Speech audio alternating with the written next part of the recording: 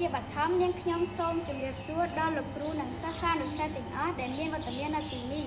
នាងខ្ញុំមានឈ្មោះងឿនដំណឹងដែលរៀននៅថ្នាក់ទី5ខនៃសាលាបឋមសិក្សាបាត់ត្រង់ថ្ងៃនេះខ្ញុំបានយករឿងមួយដែលមានឈ្មោះថារឿងក្អែកនិងពស់ដែលមានខ្លឹមសារដូចតទៅខែនេះជាខែដែលបាក់សៃទាំងអស់ធ្វើសម្បុកហើយនឹងមានគ្រួសារមួយគូដែលជាគ្រួសារក្អែកម៉ាយ៉ាជាប្រពន្ធរីឯថេពជាប្តីម៉ាយ៉ាបានសួរទៅកាន់ថេពថាទីនេះដូចជាមិនសូវមានសុវត្ថិភាពសោះតើយើងអាចដើររកកន្លែងធ្វើសម្បុកបានដែរឬទេថេពឆ្លើយពិតណាស់យើងអាចហាក់នឹងអាចដើររកកន្លែងធ្វើសម្បុកបានពេលនោះថេពនិងម៉ាយ៉ាបានចេញដំណើរហើយម៉ាយ៉ាបានឃើញទីនេះជាមានសុវត្ថិភាពណាស់ថេពក៏បានឆ្លើយត្រឹមត្រូវណាស់យើងនឹងនាំគ្នាធ្វើសម្បុកពេលនោះម៉ាយ៉ាបានបង្កើតកូនបាន3ក្បាលហើយក៏ថេពហើយក៏មានពួកគេក៏មិនដឹងថាមានសត្វកំណាចនោះនៅទីនោះទេគឺជាសត្វពស់ថេពក៏បានចេញដំណើរដើម្បីរក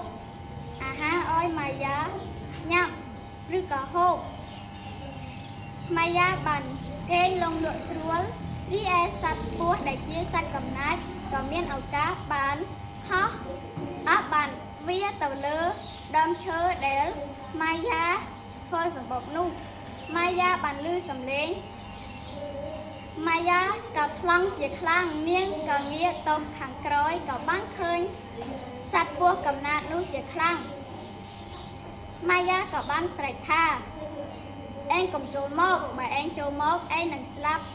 ដោយដៃយើងហើយពេលនោះម៉ាយ៉ាក៏បានស្រែកហៅថេពជួយខ្ញុំផងមានសត្វពស់មួយក្បាលមកចង់ស៊ីកូនយើងហើយថេពបានឮក៏ប្រឹងហោះមកដើម្បីមកជួយម៉ាយ៉ាពេលនោះថេពនិងសត្វពស់កំណាចនោះបានវាយដំច្រំថាក់គ្នារហូតដល់ពស់ចិត្តអស់កម្លាំងក៏បានឡើងលើដើមឈើនោះដើម្បីកាច់បំបាក់ឈើនោះឲ្យធ្លាក់លើថេពពេលនោះថេពក៏បានធ្លាក់ពីលើដើមឈើរហូតដល់សន្លប់បាត់ទៅតម្រាំតែថេពភ្ញាក់ម៉ាយ៉ាពស់ក៏បានស៊ីពងម៉ាយ៉ារបស់ម៉ាយ៉ាអស់ថេពបានសំទោសទៅកាន់ម៉ាយ៉ាថាបងសំទោសបើមិនអាចការពារកូនយើងបាននោះទេម៉ាយ៉ាឆ្លើយវាមិនមានកំហុសរបស់បងនោះទេវាគឺជាកំហុសរបស់ពស់ពេលនោះមានសត្វចចកមួយក្បាលដែលបានប្រាប់ទៅពីម៉ាយ៉ានិងថេពនោះថា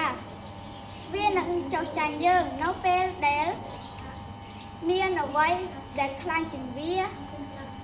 ហើយរឿងនេះក៏បានកាត់ទៅនៅថ្ងៃស្អែក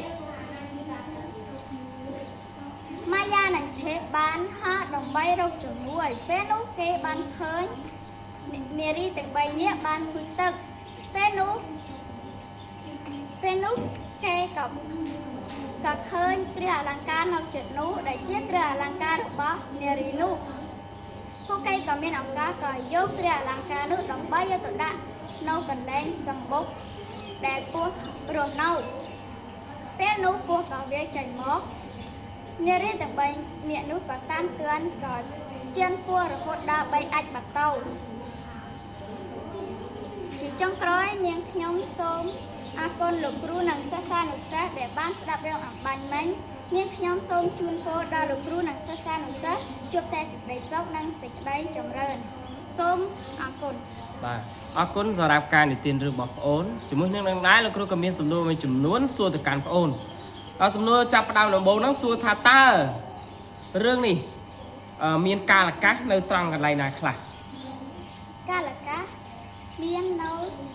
ពេលថ្ងៃនិងនៅកន្លែងដើមឈើអូខេអញ្ចឹងអ្វីទៅជាកាលគឺជាទីកន្លែង ការជាទីកន្លែងចុះអាកាស អាកាសគឺជាពេលវេលា អូខេអរគុណច្រើននៅសំណួរបន្ទាប់ទៀតតើរឿងនេះបានផ្ដល់តម្លៃអប់រំអ្វីខ្លះដល់ប្អូននៅពេលដែលប្អូនស្ដាប់អានចប់ក៏ដូចជានិយាយចប់ រឿងនេះបានផ្ដល់តម្លៃអប់រំដូចជាកុំយករបស់គេនៅពេលដែលយើងយករបស់គេគេនឹងបានសងសឹកយើងមកវិញដោយការឈឺចាប់យ៉ាងខ្លាំង សំណួរបន្ទាប់សួរថាតើរឿងនេះប្អូនដកស្រង់ចេញមកពីណាដែរ រឿងនេះខ្ញុំដាក់ស្រង់ចេញពីរឿងនិទានខ្មែរនៅក្នុង YouTube អូខេអរគុណច្រើនតែដែរគ្នាយើងមួយបាទអរគុណច្រើន